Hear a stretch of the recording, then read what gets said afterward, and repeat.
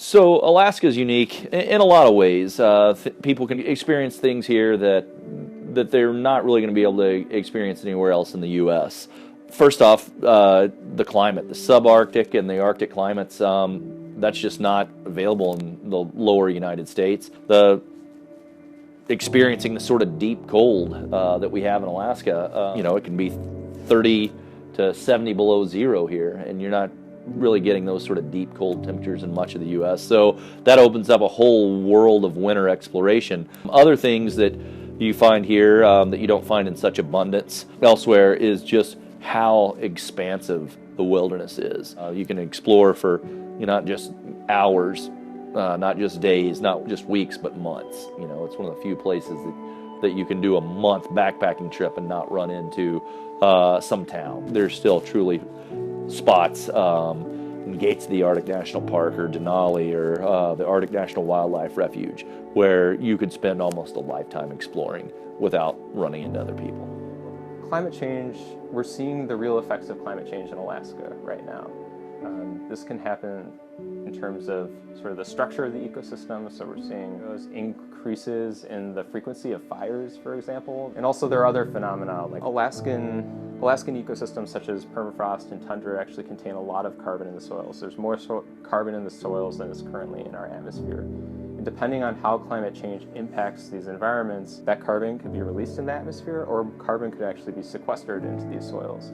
And especially because Alaska is part of the northern latitudes which are experiencing sort of climate change the most. And so these are important sort of testing grounds for us to understand how ecosystems will respond and how we can manage and adapt to climate change.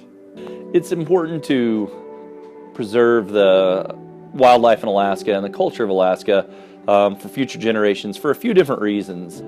For one, it's a really unique ecosystem here. From the whaling villages of Kaktovik and Barrow, where they're a major part of their livelihood is off what they harvest from the sea, to the people along the Yukon River who fish for salmon with their fish wheels. The people of Alaska are, you really can't describe them without describing the wildlife. Another reason, just a lot of the animals themselves are keystone species that, there's a real interconnectedness between the plant and animal communities. And if you allow one thing to disappear or push another thing or push something to disappear, allow it to disappear, then everything that's sort of connected to it is in jeopardy as well. And so for both those reasons, it's really important to do what we can to keep a healthy ecosystem for all the native species and the traditional cultures to keep on living.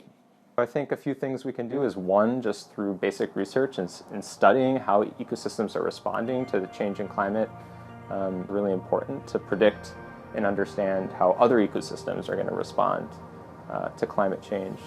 I think also, as we've experienced, conservation is very important. So Alaska boasts some pretty incredible national parks, and these are great places to conduct research and also to get the public involved with conservation efforts.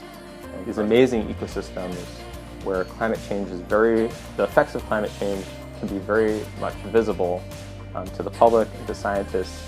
And all this will help our study and understanding of Alaskan ecosystems, then will help inform our decision making moving forward in how we're going to respond or adapt or change our behavior and practices in the wake of climate change. So I think the best way to work to protect and preserve what Alaska has to offer everyone is first experiencing it for yourself. I think this is sort of paraphrasing John Muir, but he says the clearest way into the universe is through a mountain stream. So what he means by that is when you step in and you feel that cold water of the mountain stream, well, you're feeling a connectedness. You're in there, you're experiencing it. Well, if you come to Alaska and you explore, you get away from the roads and you go into the backcountry, you're going to feel that same sort of connectedness. It's all around you. You're just engulfed by it.